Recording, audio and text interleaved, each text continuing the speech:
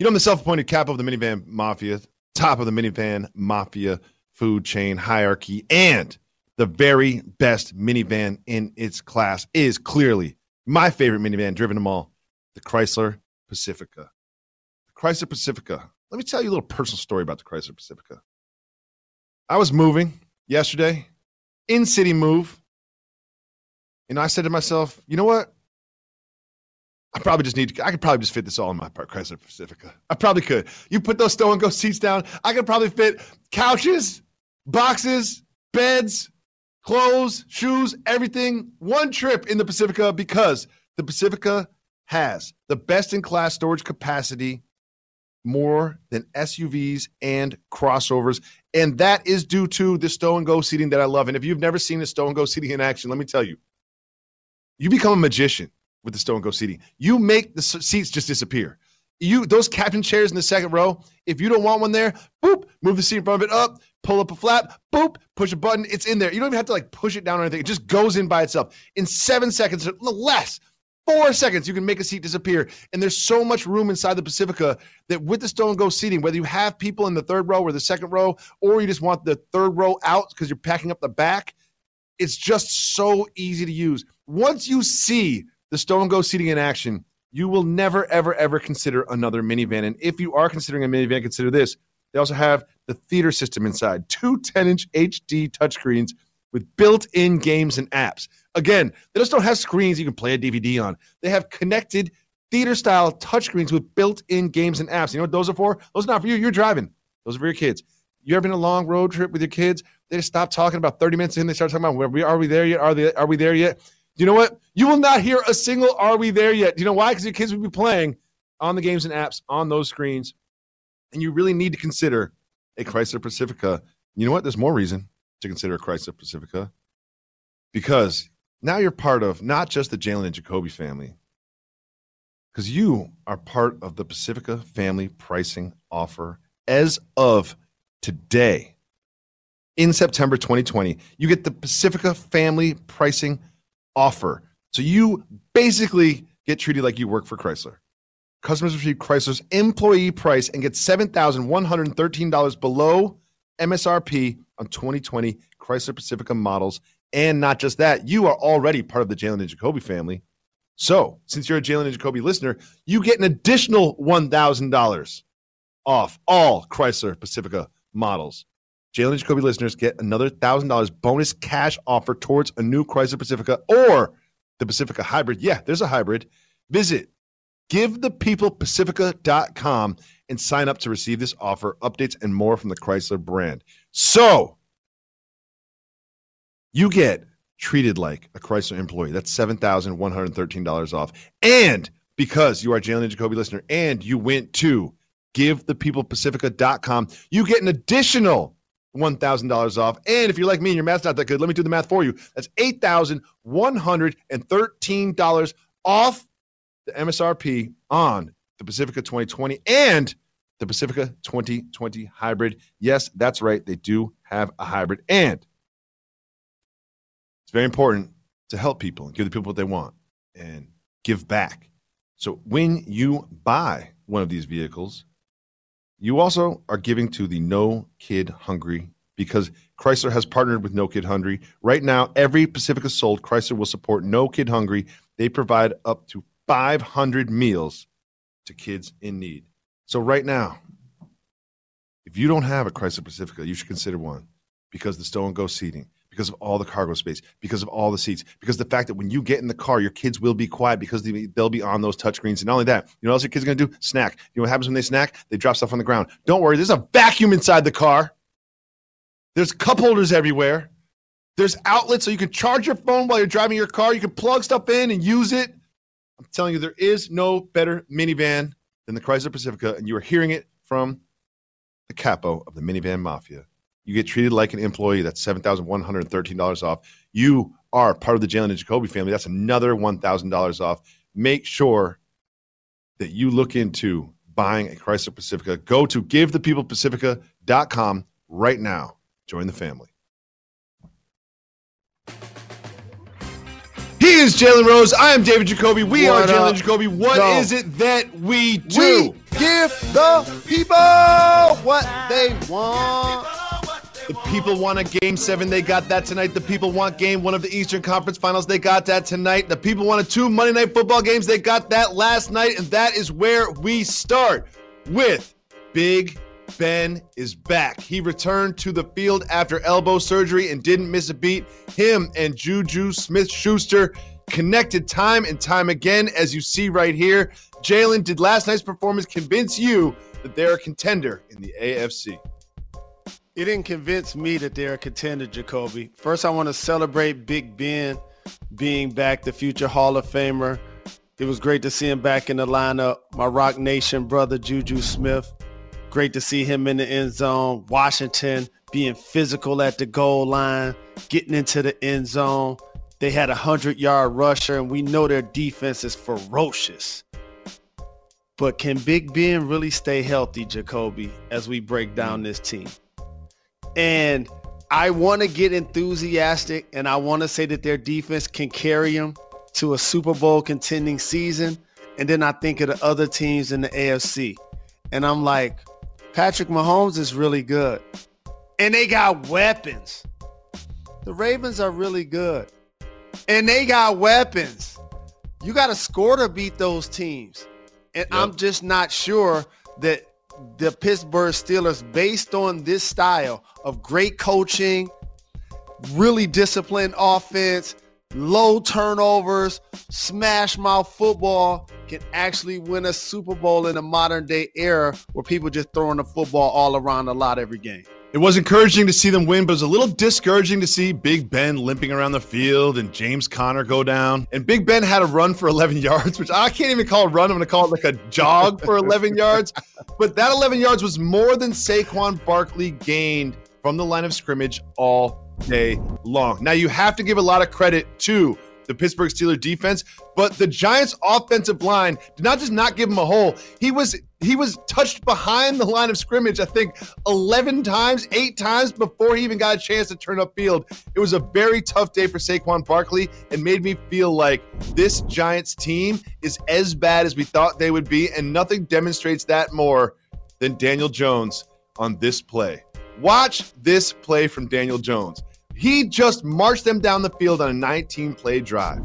90 yards. He drops back, throws the ball up, and there's 5 Pittsburgh Steelers there that could have intercepted the pass. Not one. Watch it when they stop this right here. There's 5 Pittsburgh Steelers that could have intercepted that pass. Jalen, this is really bad for the Giants. Just how bad do you think it will be this season? Well, all I know is you have a couple of good games, and the media give you a nickname. Remember that? Ryan Fitzpatrick, he can put on Deshaun Jackson's clothes, and we think it's cute. What happened to your guy, Danny Dimes, Jacoby? What happened? Danny Penny. You tell me. What happened? It was Danny one dime. He had one good throw the entire game. In the first drive, the second drive was like, oh, look at that. Touchdown throw Slade. Maybe he really is Danny Dimes. He is not Danny Dimes. Like I told y'all. Somebody photoshopped this for me. The 2 quarterbacks in New York City for the Jets and Giants resemble more like people that were in happy days than people that are going to lead those teams to the Super Bowl. The way they have not been taking care of the football. New Yorkers deserve so much better. Oh my goodness. These guys have to improve what they're doing under center. The Jets and Giants are absolutely terrible. Now, there's also another game, the second game in the Monday Night Football doubleheader, between a team that was 1 game away from the Super Bowl in the Tennessee Titans. But let me tell you something. Certainly didn't look like a team that was 1 game away from the Super Bowl. Now, while Derrick Henry did run for over 100 yards, it just didn't feel like a team that was poised to make a run this season. Tannehill didn't look great. Derrick Henry looked all right. The receiving core dropped some passes. Jalen, there's a lot of discussion today about the kicker, but I just wanted to point out that it wasn't just the kicker that got this team in trouble. But let's turn our eyes to Gostkowski. What did you see from him? Tell us the tale of late-night Gostkowski. This fella is literally costing his team opportunities to win football games. How you going to miss 2 field goals and an extra point? So here's my plea. There are a lot of people black athletes that want to play in the NFL, I plead to you, practice kicking. I watch the league every week and never see kickers that look like us. Go after those jobs. You saw what Tiger did in golf? He went after it. Venus and Serena in tennis, they went after it. Those are jobs. Go take them. Got Kowski and got bailed out late. Denver didn't even call a timeout, Jacoby. They could have put more pressure on him if they made him kick it faster. They didn't even put pressure on him. I think Vic Fangio thinks that timeouts work like rollover minutes on a cell phone plan, that he can just like have 5 timeouts next week in the first half of their week 2 game, because there was just no reason not to call a timeout there. And when he was trying to explain it, he's like, well, Derrick Henry ran out of bounds and then they threw an incomplete pass. So obviously I didn't need to use those. It was just like, my guy, you had plenty of opportunities to call timeouts when they were clearly in field goal range to save your offense a little bit of time to maybe respond with a field goal of their own, and they did not. Gostkowski somehow is a hero by going 1 for 4 on field goals and missing an extra point. Again, missed 3 field goals and an extra point, and somehow still walks away as the hero. Jalen? More feet looking like this doing that job. We do not. I am so glad they're not showing your feet on television right now, because our ratings would immediately plummet. We don't. We really don't. Like Please cut away from that. Kicking in the NFL. Well, that wraps up week 1 in the NFL, but now we turn our attention to the NBA, and we have a Game 7 tonight between the Nuggets and the Clippers. A lot of people picked the Clippers to win the championship, and here they are in a Game 7 against the Nuggets. How can the Nuggets pull off an upset this evening? Stretch, mark, 5, dominance. That's how they can get it done. I can look deeper into the box score and talk about the role players like Craig, Gary Harris. And yes, Murray needs to be spectacular. But I voted that guy first team All-NBA the last 2 years, the Joker. And while Millsap is going to give him a good quarter or give him some great minutes, he's been the unguardable player for the Denver Nuggets. If he can be dominant, the Clippers will be getting eliminated tonight. The Nuggets are just so good with their backs against the wall. Let's just think back a couple of weeks ago. I had them written off as losing to the Jazz. I was like, oh, they're definitely going to lose to the Jazz. This is an insurmountable lead in a 7-game series. And what'd they do? Stretch it to 7 and then won. And then I had them, when it was 3-1, I had them definitely losing to the Clippers. There's no way they can come back and force a Game 7 and win a Game 7 against the Clippers. But as you said, right now, I'd put them at even odds to win tonight, and a lot of that has to do with what the Clippers aren't getting from 2 of their key contributors, and that is Montrezl Harrell and Lou Williams. During the entire season, that was their key to success. Oh, you putting your second team out? We're going to put our second team out, and our second team is dominant and all-star potential level players. But look at what they got in the regular season. Just under 40 points a game from them. First round versus Dallas, 25 points a game from those 2. Conference semifinals versus Denver in this series, just 20 points. That's 20 points combined. That's about 2 points away from Montrezl Harrell's average per game in the regular season. And it's not just that end of the floor, which they are not performing. It's also the defensive end of the floor. Harrell just can't do anything to the stretch mark 5. The stretch mark 5 just eats up Harrell every time that he is guarding him. And they're finding Lou Williams on pick and rolls and switches and just abusing him on the defensive end as well. Jalen, can these 2 turn it around and play like they have played all year before the bubble? They're going to need to, and I'm not going to pick the Nuggets to win, even though we've been driving that bandwagon the last couple of years. I'm going to give respect to Kawhi Leonard, Paul George, and Doc Rivers and his staff. I believe they'll find a way to get it done, even if Montrez and Lou struggles. But that's what I love about the playoffs. You have to play different styles in order to advance. And these are 2 offensively driven players, but they're getting taken advantage of on the other end. Jalen, can I do the media thing and take a hypothetical way too far? Okay. I don't think the Clippers are going to lose either, but let's imagine that they do. Okay. They lose. They go home. Paul George and Kawhi Leonard have a conversation. They say, you know what?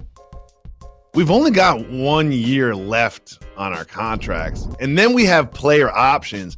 And you know what? I didn't really like what happened with the supporting cast in the bubble. And Doc Rivers made some very questionable decisions as our head coach. Do you think the two of them could get together and say, you know what? Maybe we're not long for the Clippers here. Maybe they start slow next year. Maybe the two of them say, you know what? Maybe we take our talents and take them somewhere else. Could you see those be the reverberations of a loss tonight in Game 7? Not at all. Not at all. Because they're both from Southern California, and they are where they want to be. And I think their goals are still in front of them, even if they don't get it done this year. Doc Rivers is still one of the best coaches in the game. Steve Ballmer is still one of the greatest owners in sports. They haven't even moved into their own facility yet, Jacoby, and have a chance to win a championship. So in a lot of ways, they're ahead of the curve as it relates to their progression. But man, it would be really humbling for the Clippers and their fans if they got bounced by the Denver Nuggets, if they had to watch the Lakers not only go on to win the West, but to win it all, especially being that they were the team that were supposed to upend their crosstown rival. They play in the same building. It is time for News That Matters.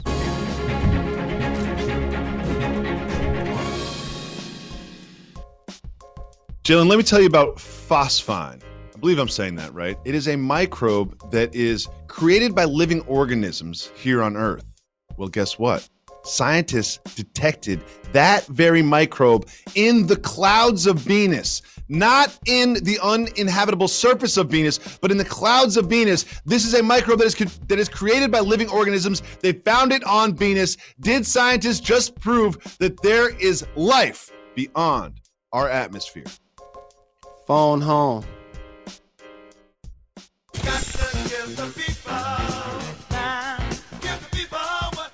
During these economically turbulent times, everyone is looking for a way to feel more financially secure. So if you're still needlessly throwing money every month at high-interest credit card debt, it's time you checked Upstart, the revolutionary online lending platform that knows you're more than just a credit score. Now is the time to find out how low your Upstart rate can be to help pay off high-interest credit card debt. Unlike other lenders, Upstart can reward you based on your education and job history in the form of a smarter rate. You don't need a degree or diploma to apply. Keep that in mind. Upstart lets you skip going to the bank because it's completely online. They offer loans from $1,000 to $50,000 so you can consolidate your debt into one easy fixed rate payment. Upstart makes it fast and simple to check your rate. Since it's just a soft pull, it won't affect your credit score. The best part, if the loan is approved and accepted, most people get their funds the very next business day. Over 400,000 people have used Upstart to pay off credit cards and meet their financial goals. Free yourself from the burden of high-interest credit card debt and get back to using your money the way with Upstart. See why Upstart has a 4.9 out of 5 rating on Trustpilot and hurry to upstart.com/Jacoby to find out how low your Upstart rate can be. Checking your rate only takes a few minutes. That's upstart.com/Jacoby. Keep in mind, your loan amount will be determined based on your credit, income, and certain other information provided on your loan application. Not all applicants will qualify for the full amount. It's a new season, and it's Sport Clips haircuts. All of our stylists are clean certified and guy smart. So come in and get yourself back in the game with our legendary MVP experience. It's a mancation with our hot steam towel, relaxing shampoo, and a winning cut. Check in online and walk out with confidence. Sport Clips. It's good to be a guy. And you'll be stepping out like a pro. Big night on ESPN tonight. Starting at 6 p.m., you get NBA Countdown, and then the games begin. 6:30, Eastern Conference Finals, Game 1, Heat, Celtics, and then Game 7 between the Nuggets and the Clippers. That is all on ESPN. Welcome back to Jalen and Jacoby. It is time for the segment where Jalen decides what we discuss. It's time for Keep It Moving. Tang! Woo! Tang! If you want to discuss a topic, say hit the brakes. If not, we all just keep it moving, and we start with the aforementioned Game 1 of the Eastern Conference Finals between the Heat and the Celtics. We're going to hit the break. Jalen, what are you keying on in this huge matchup for the NBA Finals? Jimmy Butler for the Heat, who does things outside of the box score. And on the other side, the Celtics have one of my favorite players that does that as well in Marcus Smart. But Jimmy, as he's left Chicago, Minnesota, and the Sixers, those situations have gotten worse. He's gotten better. And Jason Tatum on the other side, who's ascended into an all-NBA performer, one of the best isolation players in the game, whereas last year he was one of the worst. He improved in that area. I knew you were going to go with the star power, so I'm going to go somewhere else, and that is a gentleman by the name of Daniel Tice. Now, Tice was not a household name, but in the bubble for this contending team, he has been an anchor on defense, just supplying some rim protection for this undersized squad, and also creating a little bit on offense, but switching on to smallers on defense.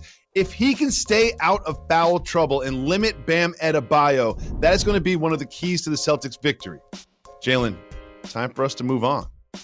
The Bucks have detailed their off-season spending plan to Giannis Antetokounmpo. Keep it moving or hit the brakes. We know they got to go into the luxury tax. Keep it moving for now. We keep it moving. We keep it moving. Coach Bruce Arians was a little critical of his new quarterback, Tom Brady. Keep it moving or hit the brakes. The Kango kid and Tom Brady will get it together. Keep it moving for now. We keep it moving. Okay. We keep it moving. We have some new news about Lonzo Ball. Keep it moving or hit the brakes. Hit the brakes. Lonzo Ball has announced that he is joining Clutch Sports, obviously headed by Rich Paul. What sort of impact do you think that will have on his career? It's a family affair. Big shout to Rich Paul continuing to grow his already successful client group and company. His little brother LaMelo Ball's also going to come into the league. This young man has big time potential. I'm glad to see him making moves to feel like he's doing what he can to improve his career. How do you think LeVar Ball feels about this move? LeVar just like, let's do this big baller thing. Whatever it's got to take. You know, whoever's going to make this happen. That's what he focused on. We have some interesting feelings expressed by Roy Jones in advance of his fight against Mike Tyson. Keep moving or hit the brakes. Hit the brakes. He said he might have made a mistake by taking an exhibition fight against Mike Tyson. Jalen, are you surprised by this sentiment? I'm pretty sure everybody that's fought Mike Tyson, regardless of his record, except Evander Holyfield, truly felt that way. Again, the term exhibition means a lot to me, which means somebody's going to stop either one of them from taking a lot of punishment and or really getting injured. So watch for body gear, watch for headgear when these two titans get into the ring for their exhibition. I just feel like the closer they get to the actual fight, the more real it becomes to them. And Roy Jones is just like, wait a second, 3 months ago, it felt very far away in the future. But now you want me to jog, you want me to train, you want me to eat right. Eat. Yes, and you know that he's been watching these videos of Mike Tyson because we've all been watching the videos of Mike Tyson. Run it again. Like if you're at home and you're Roy Jones and you haven't fought in a competitive boxing match in a long time and you see him snap these punches like that, and you see the dude wearing the vest kind of have to walk away from Mike Tyson after getting That's suicide, man. I'd be feeling the exact same way because I haven't seen any videos of Roy Jones. Have you been seeing those on Instagram? Nope, I'm seeing these. No. Look at him snap these punches. All I see is thighs and elbows. That's all I see. Yes. I think that pretty much every single person that signed up to fight against Mike Tyson felt exactly this way as they got closer to the fight, no matter how confident they were. Well, I'll be watching it regardless. Jalen, we have some new information about a television show that was very important to your development. Breaks. Netflix has announced that they are going to have a reboot of Good Times. How do you feel about this decision? First off, the art, Ernie Barnes, Good Times, classic painting that's featured in each episode. Also, Jimmy Walker, JJ, just think about this. He's starring on that sitcom, I Don't Know My Biological Father. People try to tease me and act like that was my father. That would be a fight immediately because it wasn't my father. And did you know, Florida, so sweet as a mom, always wore red. Did you realize that? Always wore red. Florida Evans. And James, he was the father not just of that family, okay, of the entire hood, of the entire neighborhood. When James got mad, I even curled up, okay? And Michael, you know what I'm saying? The young intellect. He was going to be something so super spectacular. He was going to be the first Barack Obama. And I got to tell you, Rolona. Oh, man. And Penny, Janet Jackson, when she was on there. And Sweet Lynette, if I ain't got it, it must not be in that. And also, last but not least, and shout to Sweet Daddy, too. Sweets, the man. But last but not least, my first love, my first crush, Thelma. Oh, Thelma. Oh, Thelma. All natural Jacoby. Hair, Jalen, skin. We've been doing this show for 10 years, and you have never been this knowledgeable about a single topic we've ever discussed on this program in 10 years. Well, something tells me that you will be watching Good Times, and something tells me that all of you will stay tuned, because when we come back, we will tell you the biggest takeaways from Week 1 in the NFL. Stay tuned. You're watching Jalen Jacoby and someone talk a lot about good times. You got to give the people time.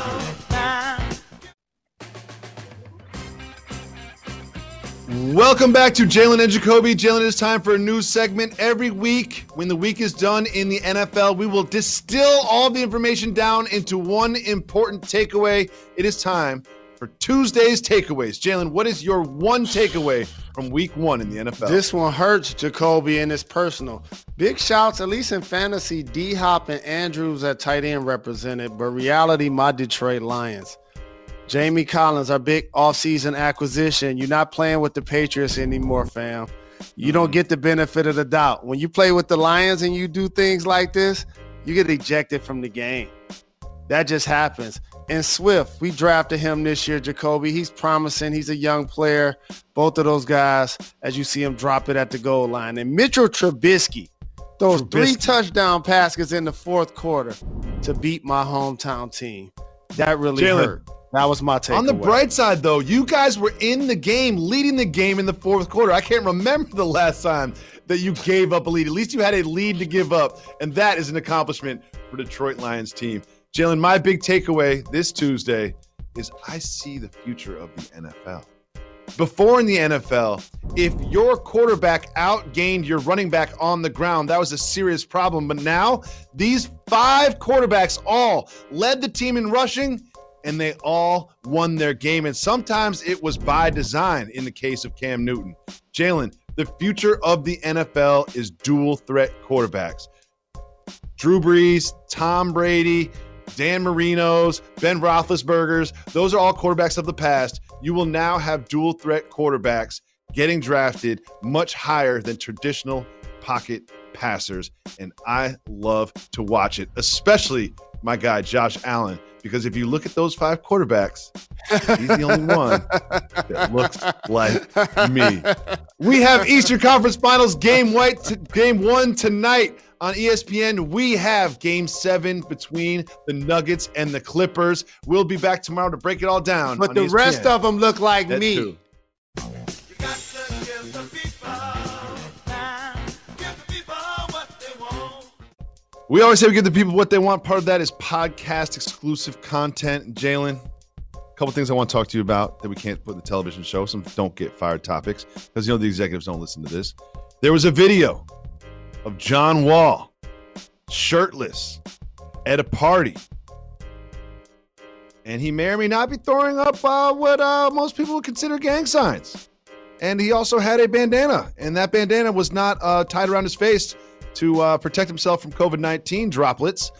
It was a red bandana that is of some significance to many people. He then apologized for this. Jalen, I'm sure you've seen the video. What are your thoughts? I was disappointed in the video because there's an elevation that he's been able to achieve based on his intellect, his sacrifices, his talent, that now puts him in position to be the point guard of the Washington Wizards. And with that job comes a lot of responsibility to his name, to his family, to his kids, to those to help him get in the position that he's into, and also those that he influences, his teammates, his fans, his community. You can do whatever you choose to do in your personal time, as we call it, off wax. Because in a lot of cases, Jacoby, it is impossible a lot of ways when you don't have money to separate yourself, quote unquote, from the neighborhood or from the lifestyle, and money affords you that opportunity. But what ends up happening is it's not a zip code or an area code that separates you from that behavior. It's a mentality. And so the reason why he apologized is at what he's been able to accomplish and the kind of career he has for himself that pays him $40 million to play basketball. You don't want to be doing or saying nothing, that's going to jeopardize that. Number two, this ain't the climate for that. We want to make sure that the energy that the players that have been able to garner in the bubble with the 29 messages on the back of their jerseys, with Black Lives Matter being on the floor, we want that to be the legacy of NBA players this year. Not what's being considered being in the wrong place at the wrong time. Now, I must say this just as a black person, because usually predominantly influential, we're influenced by gangs, black and brown people.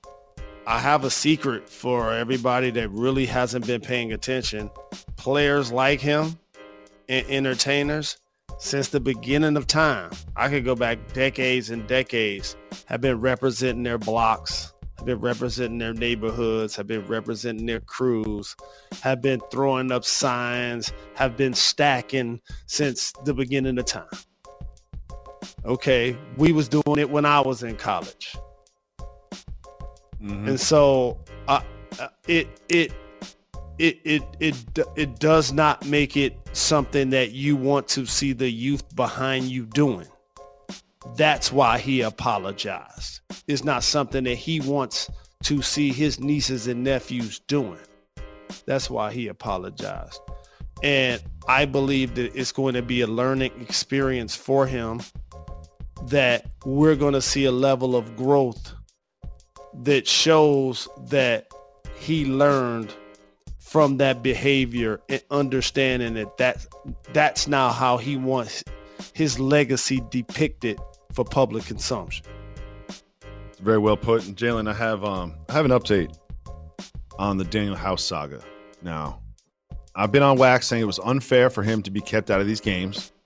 Yes, he did break the rules, but I did not feel like the punishment fit the crime. She was a bubble member. He didn't try to sneak someone in from outside the bubble. So I feel like, while you might have violated some of the rules, fraternizing internally within the bubble shouldn't be as frowned upon, where you have to miss 2 playoff games, crucial playoff games for your team. But there's also the repercussions that get laid down by the league, and there's the repercussions that get laid down by your wife. And I was on some of my favorite websites that might not be the most journalistically sound, but according to those websites, that Daniel House's wife has scrubbed all of the pictures of Daniel House from her Instagram account and has posted some cryptic messages in her Instagram stories. Now, my question to you is, if you're Daniel House, something tells me it goes like this.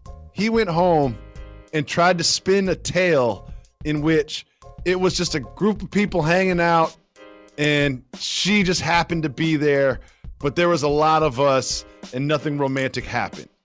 If that's the story that he is going with, how believable do you find that as his spouse?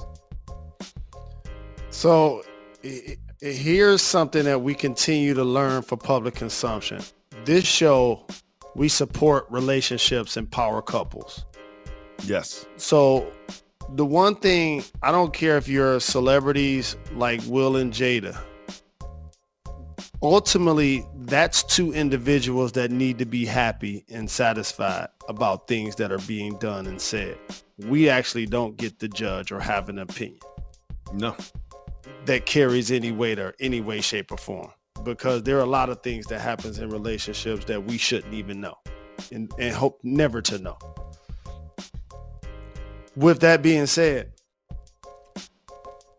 there are levels to a family.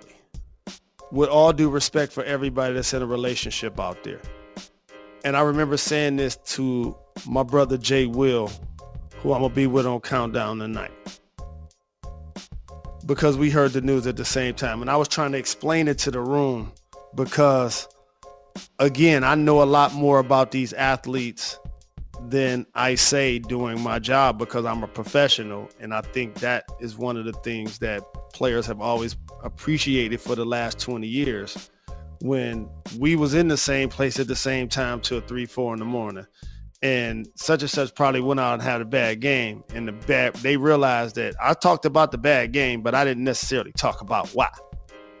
It's just certain codes that you just don't break. I started doing this job while I was still playing. You know what I'm saying? I didn't retire and start working in media. I was playing and working in the media. So here's what I said to Maria, Jay, and I'll say to our pod audience, because this is the Don't Get Fired crowd. And we respect power couples. And I hope House and his wife find some solace and happiness, because that clearly doesn't sound like a relationship or somebody he knew before he got into the bubble. Not making excuses, just stating all of the facts because you asked me a question. But here's the distinction. If you're newly married, it's just that. Jacoby, wife, 3 kids, 18 years, like, that's a family. Daniel House, wife, multiple kids, he got a whole family. WHOLE. And people be like, what do you mean by that? Take that word whole and put anything behind it. Foods, for example. What do we call that? Whole check. Because that's what it'll cost you not making quality decisions. Your whole check. Something called alimony and child support. And when you make that decision in an NBA bubble and you're suspended from your job, you're missing those checks. Mm-hmm. The team's playing tonight. You not a part of the squad. It's during the pandemic. You got to get on the plane. Where do you go? I would deem, from the outside looking in, not to that address. Probably not to that address. Probably not. Yeah, you're probably not welcome at that moment. Right now. He probably really wants to see his kids, but he texted all his kids. You're probably not welcome at that moment, you know. No. And so, I just hope that, that doesn't get worse before it gets better. Because that's really unfortunate for a young player that's really trying to find himself in the league, and being in the bubble created a temptation that ultimately might cost him his family. And during this quarantine and COVID-19, nobody's thinking straight. Because you can put yourself in his shoes. He's been flirting with this lady for a long time every day. You got to get tested every day. So, you see her for a little bit. And then, after 50 days of interacting every day, you get to know each other a little bit. And maybe they didn't even do anything romantic. But little did he know that it was not just going to cost him his relationship and access to his kids. And it's going to potentially cost him a series against the Los Angeles Lakers. Those are just those decisions. Like, whenever you decide to have a couple beers and get behind the wheel, you don't think about the repercussions. And I'm sure in that moment, Daniel House was so excited to have somebody come over to their hotel room. He was probably so excited that he wasn't considering some of the repercussions and implications. They're like Jacques Cousteau.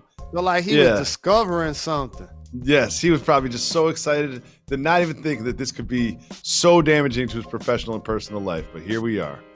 I wish them both happiness, just like you said. Jalen, we always say we give the people what they want. Part of that is involving the people in the show. So right now, push pause on the podcast. Call 985-80-JALEN and leave us a voicemail. Ask us any question about anything, and we'll put it on the show just like this one. What's up, guys? This is Kyle out in Berkeley. I have a very important follow-up call to the homie who was trying to holler at his friend's sister. So my little sister recently had a short-term romance with a guy who has been a friend of mine for a long time, since high school. We've collaborated on music together. Like, he's a close friend, but he's not my best friend, right? And, you know, their tryst, shall we say, didn't end too well, but it wasn't like anything bad. It just kind of flamed out, and my sister was left feeling a little disappointed.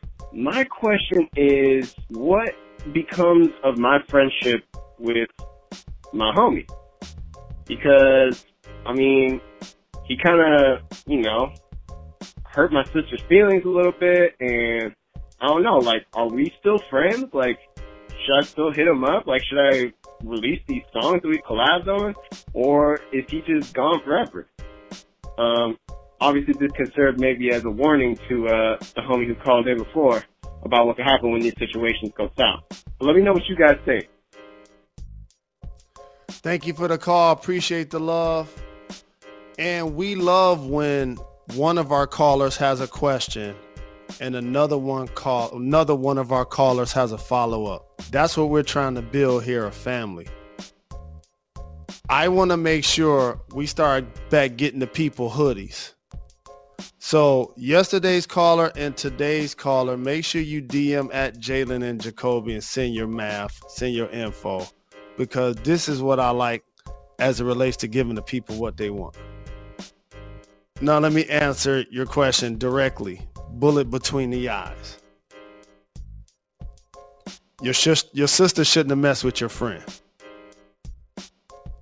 It wasn't your fault. It was not your fault. Your sister shouldn't have messed with your friend, because she should have saw that y'all was doing business together. That changes things. So now her relationship with him is messing with your money. And it shouldn't be predicated on whether they're getting along or not. So therefore, you shouldn't be his buddy friend because he's not seeing eye to eye with your sister and he hurt her feelings until she get another man. As soon as she get another man, he could be your boy again. Okay. I like that too. And I also have something to say. But for now, you get that bread. You release them songs. That's what you do. You get that money and get rich and take care of your family and give your sister some of that money. That's what you do. So one thing about this discussion that I wanted to bring to light, which is it's not what you do, it's how you do it. And one thing I think is important is, at some point, did your homie have a conversation with you about dating your sister? Like, get blessing. You know what I mean? Because I think at some point you have to address it directly. I think that's an important step in the process. And when it's like, well, when the relationship ended, my sister was left feeling a certain way. It's kind of like we talked about in the last call. Like, it's unlikely it's going to end in a marriage. It's also unlikely it's going to end in some sort of mutual separation where everyone's happy. Usually romantic relationships, if they get to a certain level of emotional investment, end with someone being hurt. That's just kind of how it goes. Friendships aren't like that. Working relationships aren't like that, but romantic relationships are like that because it's just more involved. But I think Jalen said it right, is you got to wait for her to heal. And when she's healed, because you don't want her to be mad at a dude and then follow you on social and see that you and such got a collaboration out. And then you're cross-promoting each other and she's left feeling a certain way that you don't support her because, number one, she's a sister, so she's got to take priority over that. That's not even your homie. So once she's moved on emotionally, once those scars have healed, that's when you release the song. Help her find a man. That's what you do. You love her. That's your sister. Put your arm around her. Where you want to go, sis? What you want to do? Help her fill out a dating profile. Help her find a man. That's family. Take care of family first. We got time for one more voicemail. Again, right now, call 985-80-JALEN. Leave us a voicemail. We'll put it on the show just like this. Hey, what up, Jalen? What up, Jacoby? This is Alex from OKC. Just had a question. Cultural or regional? Adding sugar to your spaghetti sauce. All right. Keep giving the people what they want. Whoa. See, I've never seen this before. And I know that people look like you have a penchant for adding to sugar things. So I'm just going to assume that this is cultural because I have never seen anybody looks like me add sugar to spaghetti sauce. Let me just tell you this, fam. Let me just tell you this. I gave you an abbreviated version. I just got a picture that means everything to me that I've had for like since mid-2000s. It's when my grandfather died and we went to Bainbridge, Georgia. I remember I was playing against the Nets. I was on the Nuggets, so I had to fly. And as I look at the picture, everybody's wearing black except me because I was on the road. And I used to always appreciate being young, growing up, city slicker, Midwest, Detroit, what up, doe, Earl Flynn. And the further we drove down south toward Bainbridge, Georgia, how it went from being Midwest to the South to things were Southern. People a lot of times don't know the difference. And I'll just play it out as it relates to spaghetti. Midwest, no spaghetti. Probably put some Parmesan cheese on it, whatever. Further you start going down south, start getting more cheese, start getting more sugar. And before you know it, that's exactly what it is. So this is not only cultural, but it's regional as well. In particular, in southern districts of the country. Well, something tells me they're not putting sugar in spaghetti in Southern California. You know what I mean? They're making spaghetti noodles out of kale, putting some grind up mushroom powder Deep on south. top. No, different direction. Yeah, Midwest, direction. down south. Exactly. I want to thank you guys so much for your calls. As always, call 985-80-JALEN. Leave us voicemails. We will be back tomorrow. Why is that, Jalen Rose? Dopest pod in the game is step 2. We're not done. We're not done. We're not